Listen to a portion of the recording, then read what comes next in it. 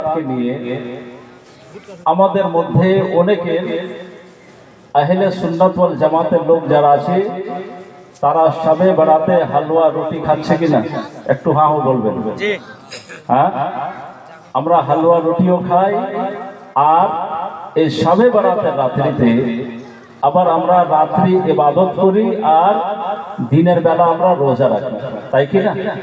কিন্তু কিছু আহলে হাদিস যারা নিজেকে দাবি করে তাদের মধ্যে তারা বলে যে শবে বরাত কোনো কিতাবে নেই। তারা বলে যে সেই রাত্রি ইবাদত করতে হবে, এগুলো কোনো কিতাবে নেই। তো বিরাদার মুআজ্জাজ,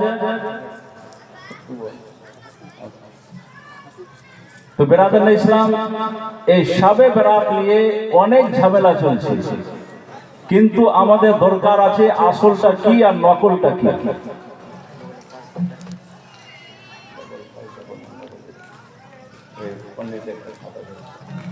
তো আমাদেরকে জানতে হবে যে শবে বরাত হাদিসের মধ্যে আছে কিনা। আমাদেরকে জানতে হবে আমরা যেটা করছি সেটা ঠিক করছি না ভুল করছি। আমাদেরকে জানতে হবে যে আমাদের হালুয়া রুটি খাওয়াটা ঠিক হচ্ছে কি হয় না। আজকে বিরাদার মুআজ্জাজ, এই জিনিসগুলো আমাদের মধ্যে কিন্তু বললেই কিছু লোক তাদের মাথা একটু গরম হয়ে যায়, বললেই মাথা গরম হয়ে যায়। কিন্তু বিরাদার, আসলে যেটা শবে বরাত কোরআন ও হাদিস থেকে সাবিত আছে কিনা এই জিনিসগুলো আমাদেরকে কিন্তু অবশ্যই জানতে হবে। তো বিরাদার, আমরা দেখেছি যে আহলে হাদিসদের একজন বক্তা, যার নাম লাওয়াটা মানে এমন একটা নাম যে নামটা ভালো নাম, কিন্তু তার ব্যাপারে হয়তো আপনারা জানেন না। একটা বক্তা যার নাম হচ্ছে হযরত আলী, দাড়িগুলো লাল হয়ে আছে, আর আপনার কি বলে, যেখানে জালসাতে যাবে কোরআন ও হাদিসের কথা বলবে না, শুধু আর শুধু মানুষকে হাসাবে, গীত গাইবে। ওই হযরত আলী, সেই হযরত আলীকে একজন ইউটিউবার জিজ্ঞাসা করছে যে হুজুর শবে বরাত করা যাবে কি যাবে না। তো হযরত আলী, যাকে আউযু বিল্লাহ আর বিসমিল্লাহ পড়াটা ঢং নেই, সেই হযরত আলী বলছে যে শবে বরাত কোনো কিতাবের মধ্যে নেই। এরা হচ্ছে জাহিলে মুরাক্কাব। এরা এত বড় একজন জাহিল যে তাদের তুলনা করা যায় না। তো হযরত আলী যে সূরা ফাতিহা পড়তে পারবে না, তাকে জিজ্ঞাসা করছে একজন ইউটিউবার যে শবে বরাত পালন করা যাবে কিনা, যার মধ্যে না হাদিসের জ্ঞান রয়েছে, না কোরআনের জ্ঞান রয়েছে, না কিছুর জ্ঞান রয়েছে। সেই জাহিলে মুরাক্কাবকে আর একজন জাহিল জিজ্ঞাসা করছে যে শবে বরাত পালন করা যাবে কি যাবে না। তো সে বলছে না, কোনো মতেই যাবে না।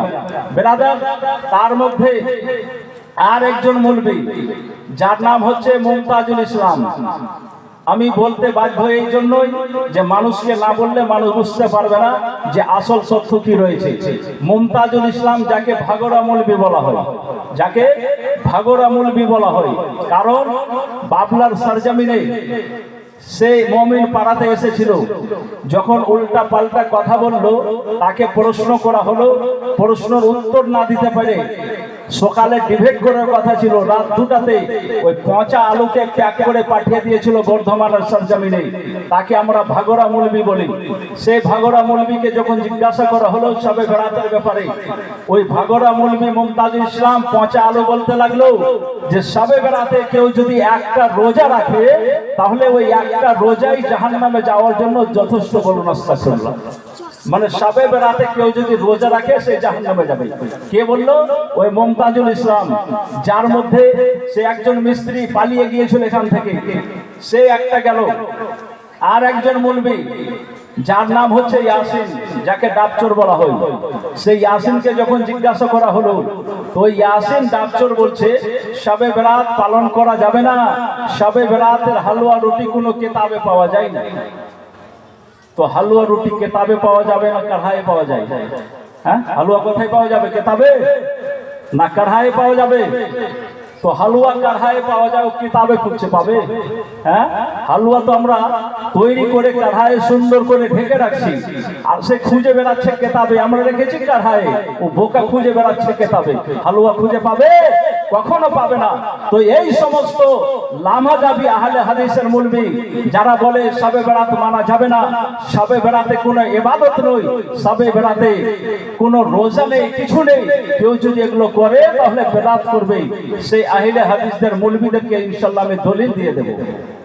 দলিল দিয়ে আমি বুঝাবো যে শবে বেরাত পালন করা যাবে কি যাবে না। তো বেরাদার, আহলে হাদিসদের একজন আলিম, আহলে হাদিসদের ঠাকুর যাকে বলা হয়, যাকে ঠাকুর বলা হয়, ঠাকুর এই জন্যই বললাম যে ঠাকুরকে মানুষ এমন ভাবে, ঠাকুর যদি রাত্রির সময় বলে এখন দিন আছে তো তারা দিন বলবে, আর যদি দিনকে রাত্রি বলে তো তাকে রাতি বলবে, ওই জন্য আমি তাদেরকে ঠাকুর বলি। তো আহলে হাদিসদের একজন মৌলবি যার নাম হচ্ছে আলবানী। তো আলবানী এমন একজন মৌলবি আহলে হাদিসদের মধ্যে, আমরা যদি কোনো পীরের কথা বলি, আমাদেরকে পীর সাহেব যদি বলে এটা করো, আমরা কোরআন ও হাদিস দেখি যে কোরআন হাদিসে আছে কি নাই। কোরআন হাদিসে যদি থাকে ওই পীর সাহেবের কথা আমরা মানি, আর কোরআন ও হাদিসে যদি না থাকে ওকে পীর মানি না, ভণ্ড পীর বলে আমরা ঘোষণা করি। তো আমরা পীর মানি তো কোরআন হাদিস দেখে, আর তারা আহলে হাদিস যেটা মৌলবি আলবানী, সেই আলবানীকে তারা মানে। যদি আলবানী বলে যে এটা সঠিক, তারা কোরআন দেখবে না, হাদিস দেখবে না, কোনো কিছুই দেখবে না। এমনকি আলবানী যদি বলে আল্লাহর নবী এটা ভুল করেছেন, তো আহলে হাদিসের মৌলবি ওই আল্লাহর নবীর ভুলকে স্বীকার করবে আর আলবানীর কথাকে সঠিক বলে। বলুন আস্তাগফিরুল্লাহ। এমন লোক আলবানী, আর এমন তারা আলবানীকে মানে। তো সেই আলবানী, তার কিতাব, আপনার কিতাবের নাম হচ্ছে সহিহুত তারগীব ওয়াত তারহিব। এই কিতাব, এটা কার লেখা? আহলে হাদিসদের ঠাকুর, অরিজিনাল মৌলবি আলবানী, তার লেখা কিতাব সহিহুত তারগীব ওয়াত তারহিব। এই কিতাবের মধ্যে লেখা আপনার হচ্ছে প্রথম খণ্ড, পৃষ্ঠা নম্বর হচ্ছে 597। এই কিতাবের মধ্যে আলবানী যে হাদিসটা বর্ণনা করেছে, সেই বলেছে যে এই হাদিস প্রথমে বলেছে হাসান এবং সহিহ রয়েছে।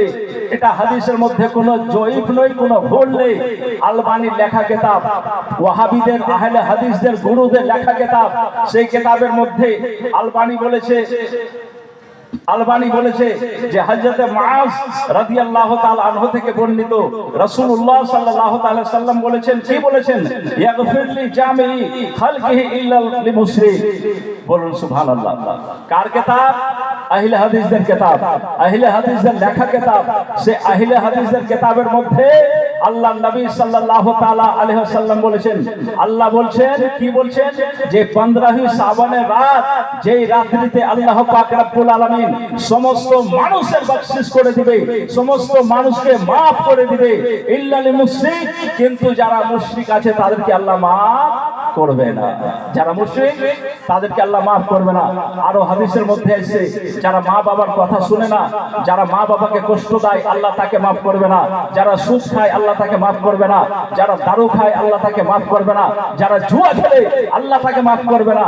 এই হাদিস যখন বলা হলো, তো ব্রাদার আহলে হাদিসরা তখন বলতে লাগলো যে আলবানী যখন বলেছে তাহলে সঠিক আছে, কিন্তু আল্লাহ maaf করবে, কোনো ইবাদত করতে হবে না, এমনি এমনি আল্লাহ maaf করে দেবে, এমনি এমনি আল্লাহ maaf করে দিবে। এই রাত্রিতে কোনো ইবাদত করার প্রয়োজন নেই। তারা বলছে কে? আহলে হাদিসের মৌলবীরা বলে। ব্রাদার, আজকে আমি প্রমাণ করব যে শবে বরাতে ইবাদত করতে হবে কি হবে না। ওই শবে বরাতে সুবহানাল্লাহ রাত্রিটা ফজিলত ওয়ালা আছে কিনা ইনশাআল্লাহ আমি হাদিস থেকে আপনাকে প্রমাণ করব। প্রথমে আসুন সুনানুত তিরমিজি, তৃতীয় খণ্ড, পৃষ্ঠা নম্বর হচ্ছে 5, হাদিস নম্বর হচ্ছে 663। সুবহানাল্লাহ, হযরতে আয়েশা সিদ্দিকা থেকে এই হাদিস বর্ণনা করা হয়েছে। এই হাদিস বর্ণনা করা হয়েছে।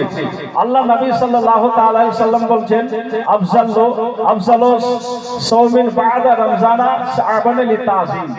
আল্লাহ নবী সাল্লাল্লাহু আলাইহি সাল্লাম বলেছেন যে এই শাবান মাসের রোজা আফজাল আছে কিসের জন্য? রমজান মাসের তাজিমের জন্য, সম্মানের জন্য। বলুন সুবহানাল্লাহ। তো এই শাবান মাস, যে শাবান মাসের রোজা, সুবহানাল্লাহ, আমরা যে করি, আল্লাহ নবী সাল্লাল্লাহু আলাইহি সাল্লাম এই রোজা করতেন। আহলে হাদিসরা বলছে করা যাবে না, কিন্তু আল্লাহ নবী এই রোজা করতেন, হাদিস থেকে প্রমাণ।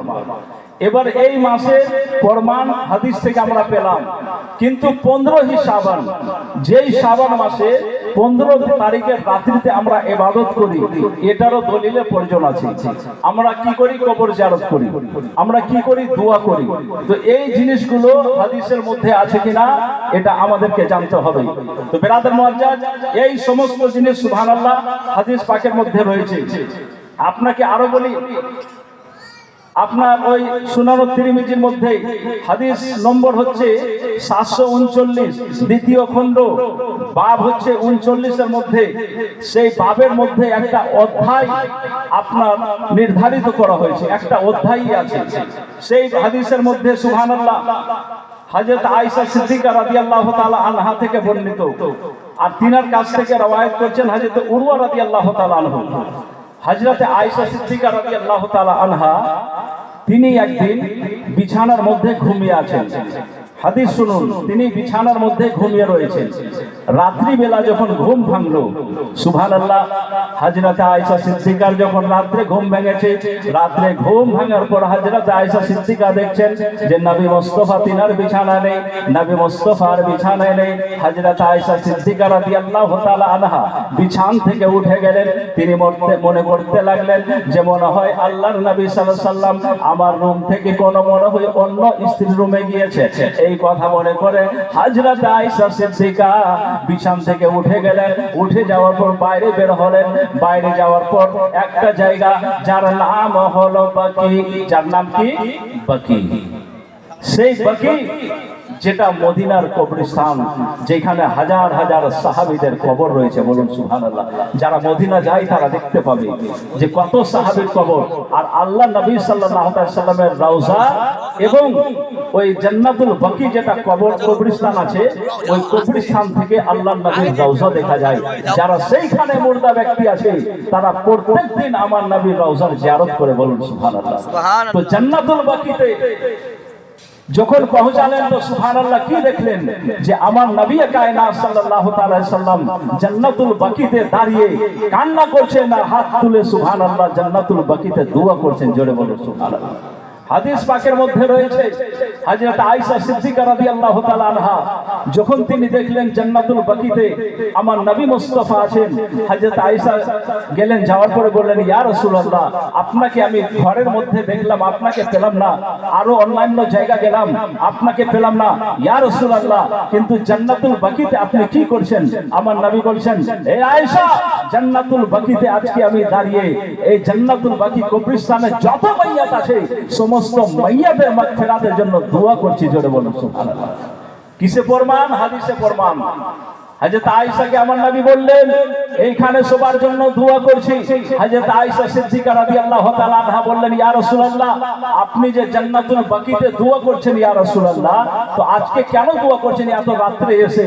আমার নবী বললেন, আয়েশা, তুমি কি জানো না আজকে হচ্ছে 15ই শাবানের রাত? জোরে বলুন সুবহানাল্লাহ। আহলে হাদিসের মুরবি হাদিস দেখতে পাই না। আজকে 15ই শাবানের রাত। হযরত আয়েশা সিদ্দিকা বললেন, ইয়া রাসূলুল্লাহ, এই রাতে কি হবে? আমার নবী বললেন, এটা এমন একটা রাত যেই রাত্রিতে আল্লাহ পাক রব্বুল আলামিন সমস্ত গুনাহগার বান্দা বান্দীকে বখশিশ করে দেয়। জোরে বলুন সুবহানাল্লাহ। কতটা বখশিশ করে? আমার নবী বললেন যে বনি কলব, মানে একটা কওম, যেই কওমে হাজার হাজার ছাগল ছিল, হাজার হাজার ছাগল, সেই সমস্ত ছাগল যত আছে, আমার নবী বললেন যে হাজার হাজার ছাগল, যেই ছাগলদের মধ্যে যত লোম আছে ছাগলের শরীরে, ওই লোমের চাইতে বেশি আমার নবী, আমার আল্লাহ সুবহানাল্লাহ আজকে রাতে গুনাহগারের বখশিশ করে দাও। জোরে বলুন সুবহানাল্লাহ। বুঝা গেল যে এই আপনার শবে বরাতের রাত্রিতে কবর জিয়ারত করা আমার নবীর সুন্নাত। শবে বরাতের রাত্রিতে দোয়া করা আমার নবীর সুন্নাত। শবে বরাতের রাত্রিতে সুবহানাল্লাহ মুর্দার জন্য বকশিশ চাওয়া আমার নবীর সুন্নাত আছে। জোরে বলো সুবহানাল্লাহ। আজকে যারা লামাযহাবী আহলে হাদিসের ছাপা মুলবিরা বলে যে কবর জিয়ারত করা যাবে না, সেই দিনে ইবাদত করা যাবে না, তারা এই হাদিসগুলো দেখতে পায় না, কারণ তারা হচ্ছে দাজ্জাল। কে? কানা দাজ্জাল। এই দাজ্জালরা এই হাদিসগুলো দেখতে পাবে না। যেমন আপনার কি বললাম যে ওই যে মৌলভী হযরত আলী যেটার নাম, তাকে প্রশ্ন করছে যার মধ্যে কোনো জ্ঞানী নাই, এটা কেমন হলো জানেন? কোন আপনার লোহারকে গিয়ে কেউ যদি বলে যে ভাই এক টুকরো সোনা নিয়ে গেছে, আর লোহারকে বলছে যে ভাই এই সোনাটার একটা সুন্দর মালা বানিয়ে দাও, তো লোহার বানিয়ে দিতে পারবে? সোনা মালা বানাতে হলে আপনার স্বর্ণকারের কাছে যেতে হবে, লোহারের কাছে গেলে হবে না। তেমনই বেরাদার, কেউ যদি আপনার কি বলে, যদি আপনার কোন ব্যক্তি বিন নিয়ে আছে, বাঁশি নিয়ে আছে, আর ওই বাঁশি নিয়ে যদি কোন মহিষের সামনে যদি বাজায়, তো মহিষ নাচবে? নাচবে? কখনো নাচবে না। কারণ বিন বাজানা সাপকে সামনে চাইয়ে, মানে সাপের সামনে আপনি যদি বিন বাজান, তাহলে সাপ আপনার বিন শুনে বাঁশির ধুন শুনে নাচবে। কিন্তু যদি ওই বিন আপনি মহিষের সামনে বাজান, তাহলে আপনাকে সবাই বোকা বলবে। তেমন এই হচ্ছে বোকা বলবে, আর বোকাই প্রশ্নকারী। ইউটিউবারটাও বোকা, আর একজন জাহিলে মোরাক্কাবের কাছে প্রশ্ন করতে গেছে যে হুজুর শবে বরাতের ব্যাপারে আপনি কি জানেন। হ্যাঁ, তো এই হাদিস থেকে প্রমাণ হলো শবে বরাত আল্লাহ পাক রব্বুল আলামিন হাজার হাজার নয় লক্ষ লক্ষ গুনাহগারকে আল্লাহ মাফ করে। জোরে বলুন সুবহানাল্লাহ। এবার আহলে হাদিসের কথা হলো, প্রশ্নগুলো শুনেন আর উত্তরগুলো শুনেন, একটা উত্তর কোরআন ও হাদিস ছাড়া দেব না। এবার আহলে হাদিসের কথা হলো যে আল্লাহ নবী সাল্লাল্লাহু আলাইহি ওয়াসাল্লাম বললেন যে অনেকটা গুনাহগারে আল্লাহ বকশিশ করে, কিন্তু এমনিতে বকশিশ করে দিবে, কোনো নেকি করতে বা ইবাদত করা দরকার পড়বে না। এটা কে বললো? আহলে হাদিস। মনে রাখবেন, আহলে হাদিসের লোক বলতে লাগলো আল্লাহ এমনিতে মানুষকে মাফ করে দেবে, কোন ব্যক্তিকে কোনো ইবাদত করা দরকার পড়বে না, রাত্রিতে জাগার দরকার পড়বে না। কারা বললো? আহলে হাদিসের মুলবিরা। এবার আসুন, সেই রাত্রিতে ইবাদত করতে হবে কি হবে না? দিনে রোজা রাখতে হবে কি হবে না? আসুন বেরাদার মুআজ্জাজ সামনে কেরাম, আবার আপনাদের সামনে আমি একটা হাদিস বলি। সুনানে ইবনে মাজাহ জিলদে দম দ্বিতীয় খণ্ড পৃষ্ঠা নম্বর হচ্ছে 108, হাদিস নম্বর হচ্ছে 1388। সে হাদিস সুবহানাল্লাহ, এই হাদিসটা হযরত আলী রাদিয়াল্লাহু তাআলা আনহু থেকে বর্ণিত। কার থেকে বর্ণিত? হযরত আলী রাদিয়াল্লাহু তাআলা আনহু তিনা থেকে বর্ণিত। সুবহানাল্লাহ। হযরত আলী ইবনে আবি তালিব রাদিয়াল্লাহু তাআলা আনহু বললেন যে আল্লাহর নবী সাল্লাল্লাহু তাআলা আলাইহি ওয়াসাল্লাম ইরশাদ করলেন, কি করলেন? ইযা কানা লাইলাতুন নিসফে মিন শাবান ফাকুমু লাইলাহা ওয়া সুমু নাহারাহা। জোরে বলুন সুবহানাল্লাহ। হযরত আলী আমার নবীর সামনে দাঁড়িয়ে আছেন। আমার নবী বললেন, এই আলী একটা কথা শুনো। আলী বলছেন, ইয়া রাসূলুল্লাহ, কি কথা আছে? আমার নবী বলছেন, আলী শাবান মাসের 15 তারিখ 15ই রাত, যেই রাত্রিতে কেউ যদি রাত্রির বেলা ইবাদত করে, কি করে? ইবাদত করে। কুমো, এখানে দাঁড়িয়ে যাওয়া, ইবাদত করা যাকে বলা হয়েছে। রাত্রি বেলা যারা জাগরণ করলো, ইবাদত করলো, আর দিনের বেলা যারা রোজা রাখলো, তো আমার নবী বলছেন সুবহানাল্লাহ, সেই ব্যক্তির আল্লাহ বকশিশ করে দিল। জোরে বলুন সুবহানাল্লাহ। হাদিস সিহা সিত্তার মধ্যে হাদিস, ইবনে মাজাহ শরীফের হাদিস, যে হাদিসে প্রমাণ হলো যে শবে বরাতের রাত্রিতে ইবাদত করা, সুবহানাল্লাহ, আমার নবী বলেছেন।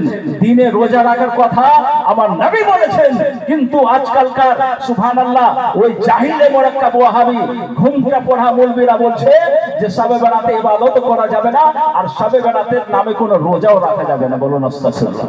হাদিস থেকে প্রমাণ, হাদিস থেকে প্রমাণ। কিন্তু তাজ্জব, আশ্চর্য হয়ে যাচ্ছে যে তাদের নজরে কি এগুলো হাদিস আসে না? তারা কি দেখতে পায় না? অবশ্যই দেখতে পাচ্ছে, অবশ্যই দেখতে পাই, কিন্তু তারা আমল করবে না। কারণ যে তাদেরকে হালুয়া পছন্দ নয়। হালুয়া পছন্দ নেই, তারা কি পছন্দ করে? কিছুদিন আগে তেমনই একটা জাহিল বাংলাদেশে আব্দুর রাজ্জাক বিন ইউসুফ, সে একজন জাহিল মুলবি বাংলাদেশের, সে বলছে যে গাভীর পেশাবে কাপড় সাফ করা যায় আছে, বলুন আস্তাগফিরুল্লাহ। গাভীর পেশাবে কাপড় পরিষ্কার করা যায়, গাভীর পেশাবে গোসল করা যায় আছে। ভিডিওটা আমার কাছে আছে, আব্দুর রাজ্জাক বিন ইউসুফ বলেছে। তখনই আমি বুঝে গেলাম এরা হালুয়া পছন্দ করে না। এই জন্যই যে আমরা হালুয়া তৈরি করি চিনি দিয়ে, হালুয়া তৈরি করি সুজি দিয়ে, হালুয়া তৈরি করার সময় গোলাপ জল দিই, হালুয়া তৈরি করার সময় আতর দিই, সুন্দরভাবে সেন্ট করে হালুয়া তৈরি করে। ওই জন্য তাদেরকে হালুয়া পছন্দ হয়েছে না। এই জন্যই যে তারা গাভীর পেশাবের সঙ্গে সঙ্গে গাভীর গোবরের হালুয়া পছন্দ করছে, এটা বুঝতে পারলাম। ওই জন্য তারা এই হালুয়া পছন্দ করে না বেরাদার মুআজ্জাজ সামনে কেরাম। তো তারা হালুয়া কেতাবের মধ্যে খুঁজে বেড়ায়, হালুয়া তো আমরা কাঠায়ের মধ্যে রেখেছি, তোর সাত বাপ আসলেও খুঁজে পাবে না। হ্যাঁ, তোর সাত বাপ আসলে খুঁজে পাবে না। তো বেরাদার মুআজ্জাজ, হাদিস থেকে প্রমাণ যে শবে বেরাতের রাত্রিতে ইবাদত করো আর দিনের বেলা রোজা রাখো। জোরে বলুন সুবহানাল্লাহ। একবার দরুদ শরীফ পড়ুন, তারপরে আমি নিজের আসল মানে তথ্যের দিকে আসবো ইনশাআল্লাহ। একবার আল্লাহ